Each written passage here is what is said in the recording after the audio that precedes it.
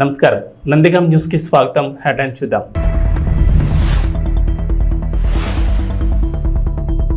ఏపీలో 14 మంది స్వతంత్ర అభ్యర్థులకు గాజు గ్లాసు గుర్తు.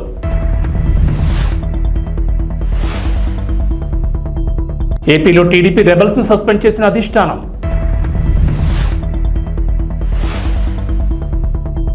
కేంద్రంలో సంకీర్ణ ప్రభుత్వం రాబోతోంది. కేసీఆర్ నామినేషన్ల ఉపసంహరణ పూర్తయిన తర్వాత పోటీలో ఉన్న అభ్యర్థులకు గుర్తుల కేటాయింపు జరిగింది. గాజు గ్లాస్ గుర్తు కూటమి అభ్యర్థులను టెన్షన్ పెడుతోంది. మచిలీపట్నం, జగ్గైపేట నియోజకవర్గాల్లో స్వతంత్ర అభ్యర్థులకు గాజు గ్లాస్ గుర్తును ఎన్నికల అధికారులు కేటాయించారు. గాజు గ్లాస్ గుర్తు ఫ్రీ సింబల్ గా గుర్తించడంతో ఇండిపెండెంట్ అభ్యర్థులకు గాజు గ్లాస్ గుర్తును కేటాయిస్తున్నారు. విజయవాడ పార్లమెంట్ పరిధిలో నవతరం పార్టీ అభ్యర్థి కూడా గాజు గ్లాస్ గుర్తు కేటాయించారు. ఇది కూటమి అభ్యర్థులకు ఇబ్బందిగా మారింది. అయితే గాజు గ్లాస్ గుర్తును జనసేన పోటీ చేసే స్థానంలో కాకుండా మిగిలిన చోట్ల కేటాయించొద్దంటూ ఎన్నికల కమిషన్కు జనసేన పార్టీ విజ్ఞప్తి చేసింది. అయితే రాష్ట్రంలో దాదాపు 25 నియోజకవర్గాల్లో స్వతంత్ర అభ్యర్థులకు గాజు గ్లాస్ గుర్తును కేటాయిస్తూ రిటర్నింగ్ అధికారులు కేటాయించడం ఇప్పుడు టెన్షన్ పెడుతోంది. రిటర్నింగ్ అధికారులను స్వతంత్ర అభ్యర్థులు తమకు గాజు గ్లాస్ గుర్తును కేటాయించాల్సిందిగా కోరడంతో వారికి ఆ గుర్తును కేటాయించినట్లు తెలిసింది. టీడీపీ రెబల్స్ గా నామినేషన్లు వేసిన అభ్యర్థులను అధిష్టానం పార్టీ నుంచి సస్పెండ్ చేసింది. అరకు నియోజకవర్గానికి చెందిన సివేరి అబ్రహం, విజయనగరం నియోజకవర్గానికి చెందిన మీసాల గీత, అమలాపురం నియోజకవర్గానికి చెందిన శ్యామ్ కుమార్, పోలవరం నియోజకవర్గానికి చెందిన ముడియం సూర్యచంద్రరావు, నియోజకవర్గానికి చెందిన శివరామరాజు, సత్యవేడు నియోజకవర్గానికి చెందిన జడ్డ రాజశేఖర్లను పార్టీ నుంచి సస్పెండ్ చేసినట్లు చెబుతూ అధికారిక ప్రకటన విడుదల చేసింది. అధిష్టానం సీట్ ఇవ్వకపోవడంతో ఆయా నియోజకవర్గాల నుంచి స్వతంత్ర అభ్యర్థులుగా బరిలో నిలిచిన పలువురు టీడీపీ నేతలు ఈరోజు నామినేషన్ ఉపసంహరణ గడువు ముగియా వీరంతా వెనక్కి తీసుకుంటారని భావించింది. అయితే ఎవరు నామినేషన్ ఉపసంహరించుకోకపోవడంతో ఆయా అభ్యర్థులపై సస్పెన్షన్ వేటు పడింది. కాంగ్రెస్, భాజపాకు ఓట్లు, సీట్లు కావాలి కానీ ప్రజా సమస్యలు పట్టవని భారత అధినేత కేసీఆర్ అన్నారు. ఖమ్మంలో నిర్వహించిన రోడ్ షోలో ఆయన పాల్గొని మాట్లాడారు. కేంద్రంలో భాజపాకు 200 సీట్లు కూడా రావని చెప్పారు. కేంద్రంలో సంకీర్ణ ప్రభుత్వం రాబోతోందని, లోక్సభ ఎన్నికల్లో భారతకు 12 సీట్లు వస్తాయని ధీమా వ్యక్తం చేశారు. సంకీర్ణ ప్రభుత్వంలో నామా కేంద్ర మంత్రి అవుతారని చెప్పారు. మాట చెప్పారు. ఆయనకు పాపం బాగా ఆశ ఎక్కువ. నా రాష్ట్రం బాగుపడాలా, నా జిల్లా బాగుపడాలా అనే ఒక ఉబలాటంతో ఆయన కొంచెం ఆరాటపడతా ఉంటారు. ఒక సందర్భంలో ఏమైందంటే తెలంగాణలో పంటలు పంజాబ్తో తనదన్నే స్థాయికి పోయినాం. మనం 3.5 కోట్ల టన్నుల వడ్లు పండించినాం కష్టపడి. కేంద్ర ప్రభుత్వం మొండికేసింది, మేము ధాన్యం కొనం. మన ఎంపీలు నామా నాగేశ్వరరావు గారి నాయకత్వంలో పోయి అడిగినారు ఆ మంత్రిని, యాసంగిలో కొంచెం నూకైతుందండి, అది కొనాలంటే ఆ మెదడు తక్కువ మంత్రి మీ తెలంగాణ ప్రజలు నూకలు తినమనండి అని చెప్పినాడు. దాంతో అందరం కూడా ఏమైందా తమ్ముడు ప్లీజ్ సౌండ్ ఏందా, సౌండ్ చూడు. మొత్తం క్యాబినెట్, తెలంగాణ క్యాబినెట్, ఎంపీలు, ఎమ్మెల్యేలు, ఎమ్మెల్సీలు అందరం కూడా పోయి ఢిల్లీలో ధర్నా చేసినాం. కానీ ఆ సందర్భంలో ఒక్క బీజేపీ ఎంపీ కానీ, ఒక్క కాంగ్రెస్ ఎంపీ కానీ ఎవడు కనీసం నోరు కూడా తెరవలేదు. తెలంగాణ ఓట్లు కావాలి కానీ తెలంగాణ రైతుల సమస్య వాళ్ళకు పట్టదు. మన వాళ్ళు 90 ఉంటే వాళ్ళు 7 ఉన్నారు, కానీ నోరు తెరవలే, కనీసం మాట్లాడలే. అది ఇంతకుముందు నామాగారు చెప్పినటువంటి మాట. వారికి ఆ బాధ ఉంది. అంతెందుకంటే ఇప్పుడు బీజేపీ నుంచి ఇక్కడ ఒక కేంద్ర మంత్రి ఉన్నాడు, ఒక 3 ఎంపీలు ఉన్నారు, బీజేపీ పార్టీ ఉంది. ఈరోజు నరేంద్ర మోడీ క్లియర్గా చెప్తా ఉన్నాడు, గోదావరి నదిని నేను ఎత్తుకొని పోతా, తమిళనాడుకు, కర్ణాటకకి ఇస్తానని మాట్లాడుతూ ఉన్నాడు. ఒక్కడన్నా మాట్లాడుతున్నాడా? కేంద్ర మంత్రి కిషన్ రెడ్డి మాట్లాడుతున్నాడా? ముఖ్యమంత్రి రేవంత్ రెడ్డి మాట్లాడుతున్నాడా?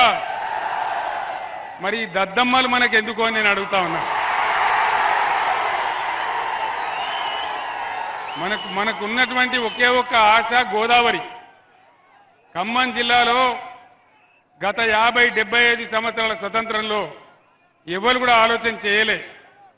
కృష్ణలో నీళ్లు తగ్గినప్పుడల్లా మన పంటలు ఎండిపోవడం, మనం బాధపడడం, నాగార్జున సాగర్ ఆయకట్లో కూడా మనకు ఇబ్బందులు వస్తూ ఉన్నాయి.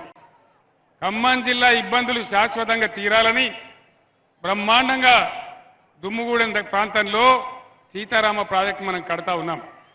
37 టీఎంసీల ప్రాజెక్ట్ అది పూర్తి అయితే ఖమ్మం జిల్లాలో ఒక ఇంచి లేకుండా కూడా వ్యవసాయానికి నీళ్ళు వచ్చే ప్రాజెక్ట్ ఆ ప్రాజెక్ట్. మరి పైన ఇచ్చంపల్లి దగ్గర ప్రాజెక్టు కట్టి నేను కర్ణాటకకు తమిళనాడు నీళ్లు తీసుకొని పోతా అంటే ఎందుకు వీళ్ళు మాట్లాడడం లేదు? ఇలా ముఖ్యమంత్రి రేవంత్ రెడ్డి ఎందుకు మాట్లాడడం లేదు? అదే నేను ముఖ్యమంత్రిగా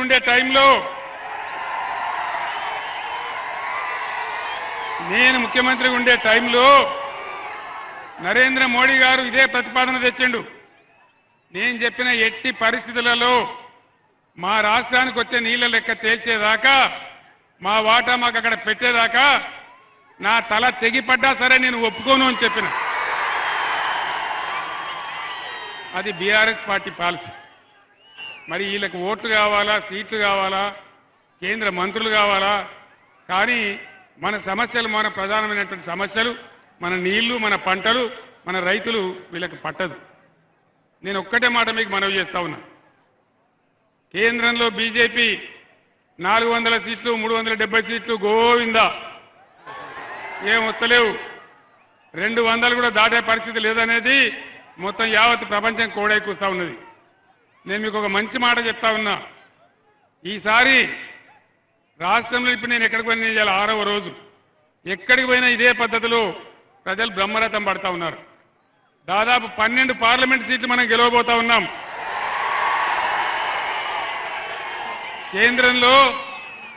కేంద్రంలో సంకీర్ణ ప్రభుత్వం రాబోతా ఉంది. అప్పుడు ఏం జరుగుతుంది?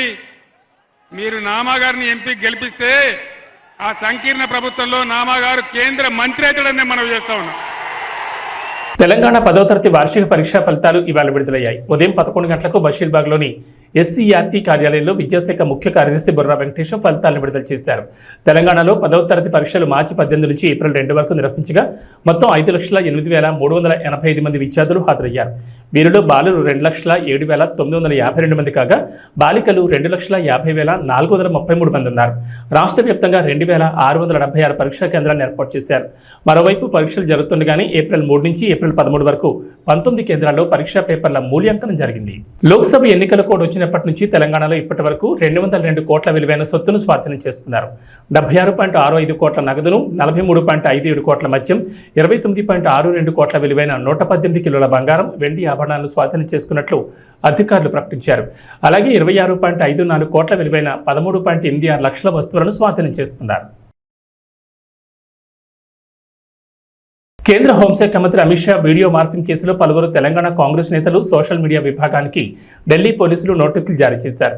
హైదరాబాద్లోని గాంధీ భవన్కు వచ్చి కాంగ్రెస్ పార్టీ అధికార ప్రతినిధి Aslam Tasmeen, party social media in charge Manne Satish, ఆ పార్టీకి చెందిన నవీన్ శివకుమార్లకు నోటీసులు ఇచ్చారు. అమిత్ షా మార్ఫింగ్ వీడియోను ఎక్స్లో పోస్ట్ చేశారని ఢిల్లీ పోలీసులు ఆరోపిస్తున్నారు. ఈ నోటీసులపై వివరణిస్తామని రాష్ట్ర కాంగ్రెస్ నేతలు తెలిపారు. భాగంగా ఐపీసీ సెక్షన్లు 153, 153A, 465, 469, 171G, ఐటీ చట్టం సెక్షన్ 66 కింద కేసు నమోదు చేశారు. హోంమంత్రి అమిత్ షాకు చెందిన వీడియోలు మార్ఫింగ్ చేసి ట్విట్టర్, ఫేస్బుక్లో షేర్ చేసి ప్రజల్లో అశాంతిని రేకెత్తించేట్లు ప్రయత్నిస్తున్నారని ఎఫ్ఐఆర్లో పేర్కొన్నారు. ఢిల్లీ పోలీసులమని చెప్పి నీరజ్ చౌదరి ఇన్స్పెక్టర్ గారు వచ్చేసి మనకి మన్నె సతీష్, శివకుమార్, అస్మా తస్లీమా అనే ముగ్గురికి 91 సిఆర్పిసి కింద కొంత సమాచారాన్ని అందజేయవలసిందిగా ఒక కేసుకు సంబంధించినటువంటి నోటీసున్న తీసుకోవాలని చెప్తే కాంగ్రెస్ పార్టీ లీగల్ అడ్వైజర్గా, లీగల్ కౌన్సిల్గా, స్పోక్స్ పర్సన్గా నేను వాళ్ళ తరఫున నోటీసుని తీసుకోవడం జరిగింది. ఈ నోటీస్కి సరైనటువంటి సమాధానాన్ని మేము ఇవ్వటానికి 15 రోజుల గడువు కోరటం జరిగింది. ఈ 15 రోజుల గడువు కూడా వాళ్ళు కంప్లైంట్ కాపీని ఫర్నిష్ చేయడానికి subject to furnishing of complaint copy అని క్లియర్గా చెప్పడం జరిగింది. కంప్లైంట్ కాపీలో మనకి పూర్తి సమాచారం తెలుస్తుంది తప్పితే కేవలం వాళ్ళు ఇచ్చినటువంటి ఎఫ్ఐఆర్ నోటీస్తోనూ మాకు తెలియదు కాబట్టి అది చూసిన తర్వాత పూర్తిగా రెస్పాండ్ అవుతాం. ఏదేమైనప్పటికీ కూడా కాంగ్రెస్ పార్టీ ఎప్పుడు తప్పు చేయదు. కాంగ్రెస్ పార్టీ కెన్యాలో డ్యాం తెగిన ఘటనలో 42 మంది మృతి చెందారు. పలువురు బురదలో కూరుకుపోయారు. వారి కోసం అధికారులు గాలిస్తున్నారు. కాగా కెన్యాలో కొన్ని రోజులుగా అతి భారీ వర్షాలు కురుస్తున్నాయి. ఈ క్రమంలో ఓ డ్యాం తెగిపోయి అక్కడి జనాన్ని అతలాకుతలం చేసింది. నకూరు కౌంటీలోని మాయి మహియు పట్టణ సమీపంలోని డ్యాంలో నీటి ఒత్తడికి కట్ట తెగిపోయింది. ఆ నీరంతా సమీపంలోని ఓళ్లను ముంచెత్తింది. దీంతో పెద్ద సంఖ్యలో ఇళ్లు కొట్టుకుపోగా రోడ్లు తెగిపోయాయి. అంతేకాకుండా 42 మంది మృతదేహాలను అధికారులు గుర్తించారు. గత 5 ఏళ్లలో ఏ ఒక్క ప్రభుత్వ ఉద్యోగికి న్యాయం జరగలేదని టీడీపీ అధినేత చంద్రబాబు అన్నారు. సీఎం జగన్ వారి పాలిట రాక్షసుడిలా మారారని ధ్వజమెత్తారు. టీడీపీ కూటమి అధికారంలోకి వచ్చాక కాంట్రిబ్యూటరీ పెన్షన్ స్కీమ్ పై ప్రత్యేక విధానం తీసుకొస్తామని ప్రకటించారు. ఉద్యోగులకు న్యాయం చేస్తామని, పీఆర్సీ పింఛన్ సకాలంలో ఇచ్చి అండగా ఉంటామని వెల్లడించారు. ప్రజాకాలంలో భాగంగా సోమవారం నంద్యాల జిల్లా డోన్ నందికొట్కూరులో జరిగిన భారీ బహిరంగ సభలో ఆయన ప్రసంగించారు. 5 ఏళ్లుగా సచివాలయానికి వెళ్లిన సీఎం 5 ఏళ్లలో ఒక్క పత్రికా సమావేశం కూడా నిర్వహించిన సీఎం జగన్ తప్ప దేశంలో మరెవరూ లేరన్నారు. సొంత ప్రయోజనాల కోసం కేబినెట్ను పెట్టుకుని పరిపాలన సాగిస్తున్నాడన్నారు. ఏం తమ్ముళ్ళు హుషారుగా ఉన్నారా?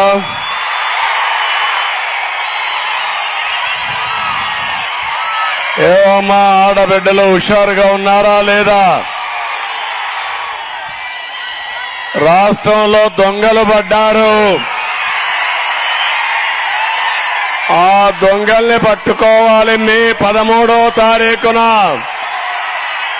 ఏం తమ్ముళ్ళు సిద్ధమా అని మిమ్మల్ని అడుగుతున్నా. ఈ రోజు నేను ఇక్కడికి వచ్చింది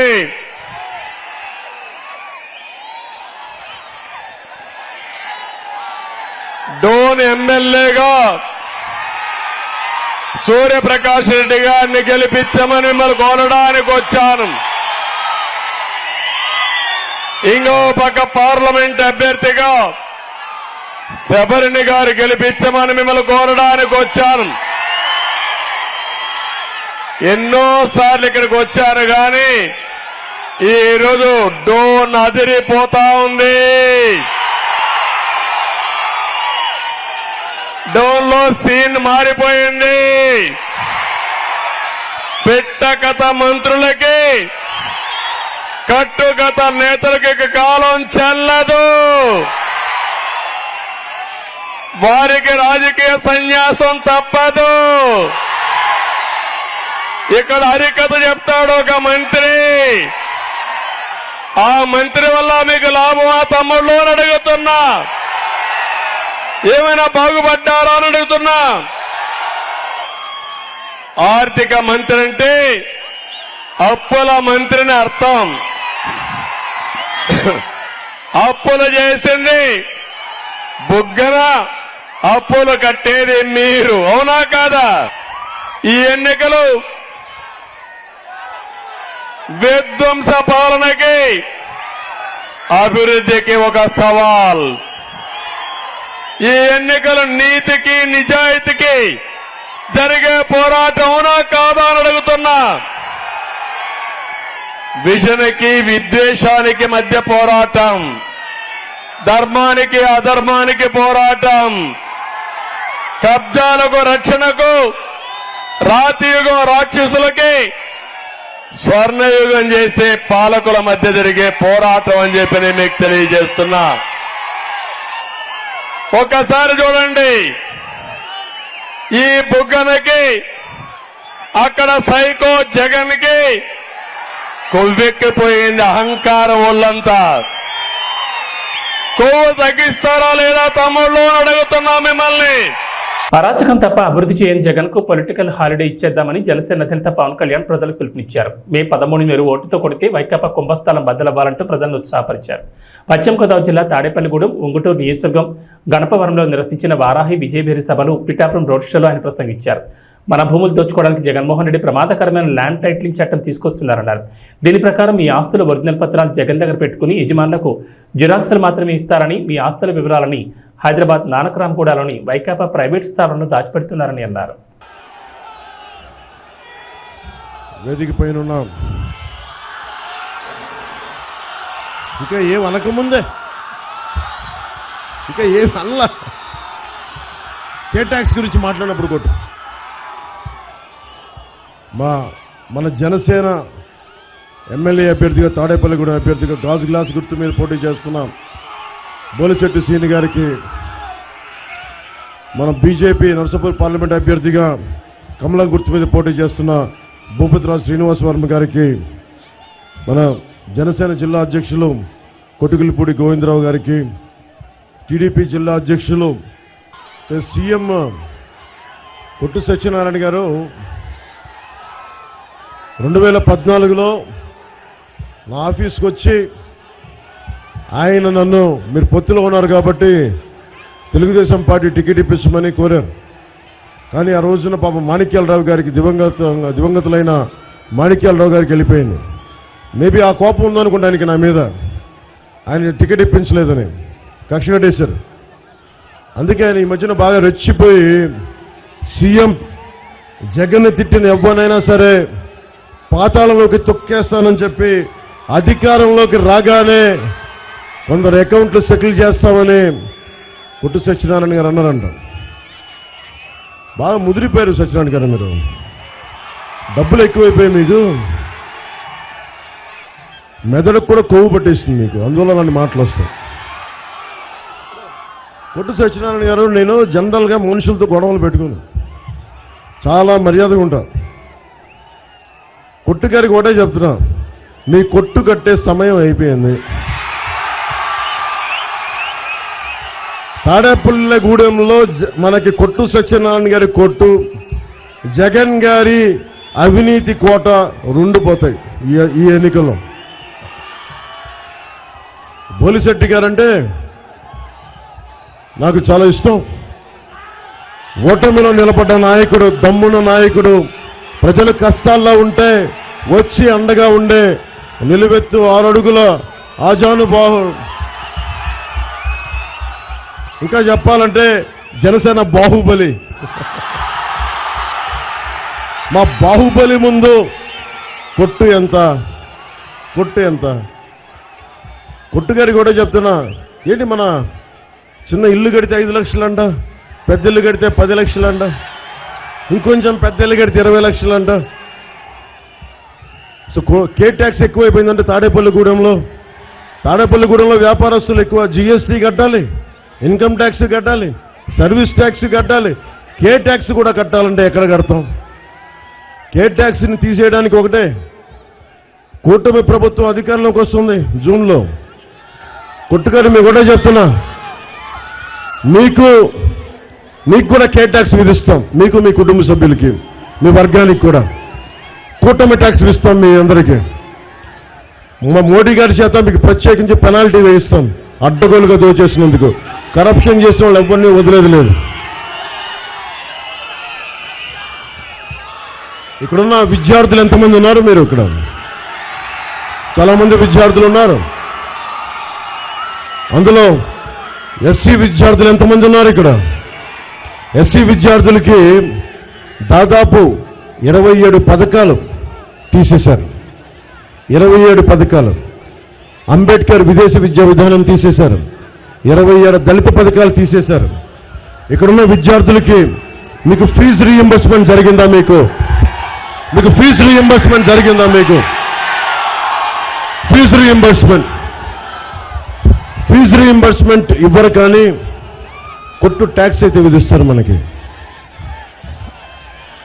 పట్నంలోని రేపల్లె బస్టాండ్ వద్ద నిర్వహించిన సభలో సీఎం జగన్ పొన్నూరు నియోజకవర్గ అభివృద్ధి సమస్యలపై స్పందించకపోవడంపై ప్రజలు నిరాశ చెందారు. కూటమి నాయకులపై అవే మాటలు, అవే విమర్శలతో సరిపెట్టారు. సీఎం ప్రసంగంలో పసలేకపోవడంతో జనాన్ని ఆకట్టుకోలేకపోయారు. రాష్ట్ర రాజకీయాలపై ఆయన ఎక్కువసేపు మాట్లాడారు. సీఎం వేదికకు రాకముందే పార్లమెంట్, అసెంబ్లీ అభ్యర్థులు ప్రసంగించారు. గుంటూరు పార్లమెంట్ వైకాపా అభ్యర్థి కెలారి వెంకట్రోసే మాట్లాడుతూ తమ హయాంలో పేదల కోసం అనేక సంక్షేమ పథకాలు, అభివృద్ధి కార్యక్రమాలు నిర్వహించామని పేర్కొన్నారు. పొన్నూరు నియోజకవర్గంలో ప్రధాన సమస్యలను పరిష్కరించామన్నారు. పొన్నూరు అసెంబ్లీ వైకాపా అభ్యర్థి అంబటి మురళీకృష్ణ మాట్లాడుతూ మాజీ ఎమ్మెల్యే ధూళిపాటి నరేంద్ర కుమార్ నియోజకవర్గ అభివృద్ధికి చేసిందేమీ లేదన్నారు.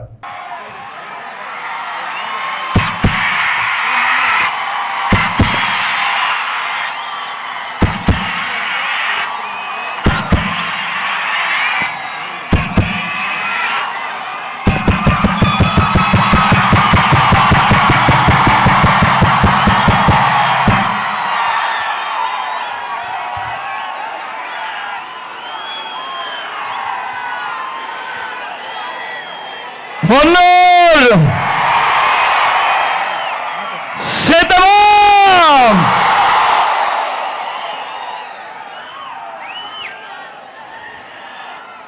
ఇంత మండుటెండలో కూడా ఇంతటి అభిమానం చూపిస్తూ చిక్కటి చిరునవ్వుల మధ్య ప్రేమానురాగాలు పంచిపెడతా ఉన్నా నా ప్రతి ఏకకు, నా ప్రతి చెల్లెమ్మకు, నా ప్రతి అవ్వకు, నా ప్రతి తాతకు, నా ప్రతి సోదరుడికి, నా ప్రతి స్నేహితుడికి ముందుగా మీ జగన్, మీ బిడ్డ రెండు చేతులు జోడించి పేరు పేరున హృదయపూర్వకంగా కృతజ్ఞత తెలుపుకుంటా ఉన్నాడు మీ బిడ్డ.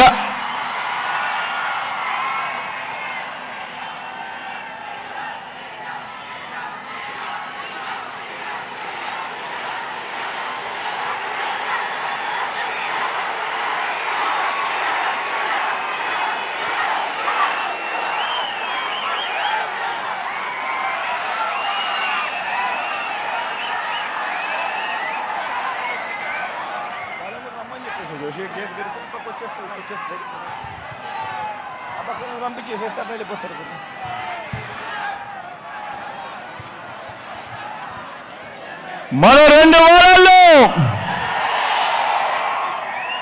జరగబోతా ఉంది కురుక్షేత్ర మహాసంగ్రామం. ఈ యుద్ధంలో అటువైపున ఉన్నది కౌరవ సైన్యం, దుష్ట చతుష్టయం.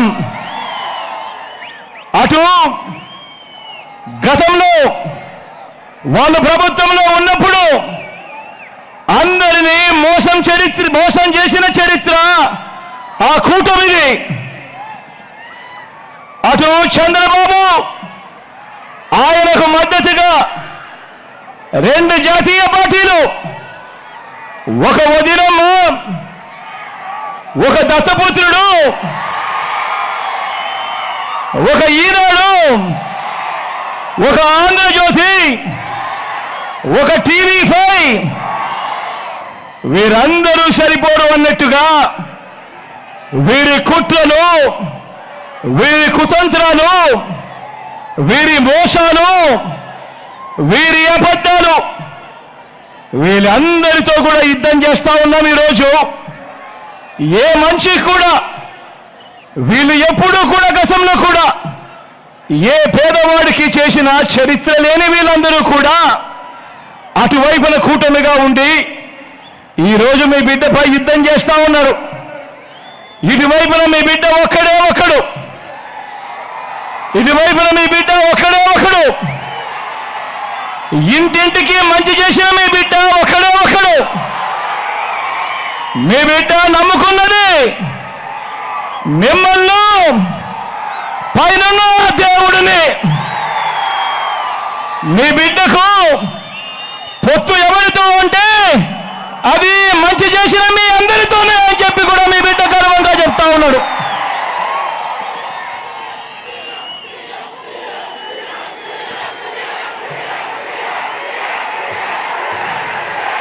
వేస్తూ ఇంటింటి ఒక్క అవకాశం అంటూ గద్దెనెక్కిన జగన్మోహన్ రెడ్డి రాష్ట్ర ప్రగతిని గోతులో పాతిపెట్టాడు. లక్షల కోట్ల హాంఫాట్ చేసి రాష్ట్ర ప్రజల నెత్తిన అప్పుల భారం మోపాడు. స్వర్ణయుగం రావాలంటే చంద్రబాబు సీఎం కావాలి. జగన్ మళ్లీ గెలిస్తే చీకటి యుగం వస్తుంది. జగన్ మళ్లీ అధికారంలోకి వస్తే ఏపీ ప్రజలు రాష్ట్రాన్ని వదిలి వెళ్లే పరిస్థితి వస్తుంది. జన ధన మాన చొరకుడు జగన్ను రాష్ట్రం నుంచి తరిమికొట్టే పాశుపతాస్త్రం తెదేపా, జనసేన, భాజపా కూటమి.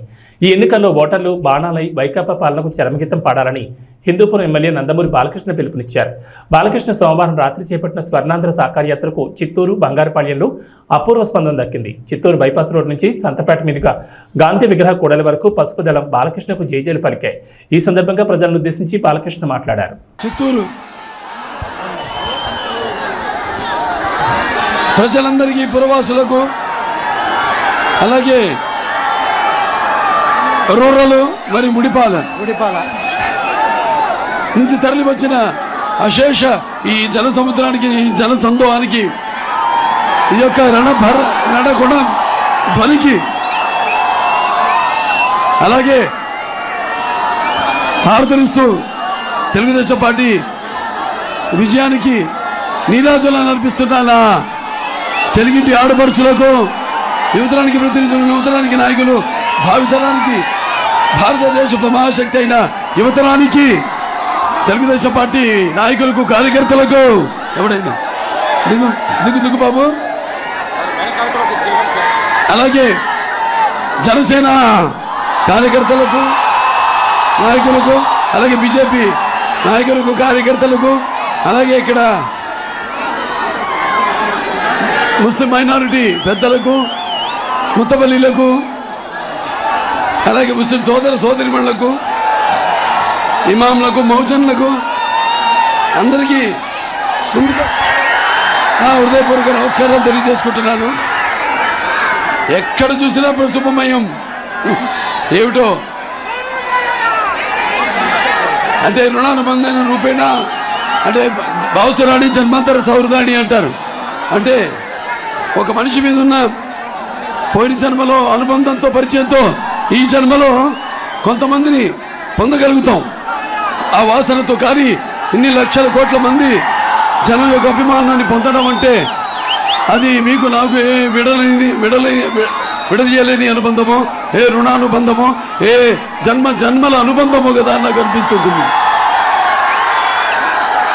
మరి పసుపు అంటే శుభానికి సూచకం, అలాగే పసుపు అంటే ఒక ఆనంద వేడుకకు ఆహ్వాన గీతం, అలాగే పసుపు అంటే మంచి ఆరోగ్యానికి ఒక గొప్ప ఆయుర్వేద ఔషధం, మన పసుపు అభివృద్ధికి ఒక నిర్వచనం, మన పసుపు సంక్షేమానికి ఒక నిదర్శనం, అలాగే మన పసుపు అభివృద్ధికి ఎగరేసిన కేతనం, అలాగే మన పసుపు ఆత్మ గౌరవానికి నిలువెత్తు రూపం, అలాగే మన పసుపు ఆత్మవిశ్వాసానికి నిజమైన సంతకం.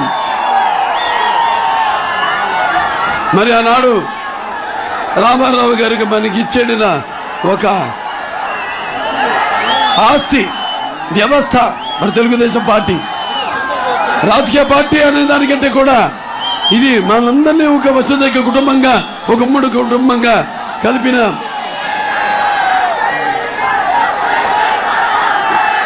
వ్యవస్థ మన తెలుగుదేశం పార్టీ.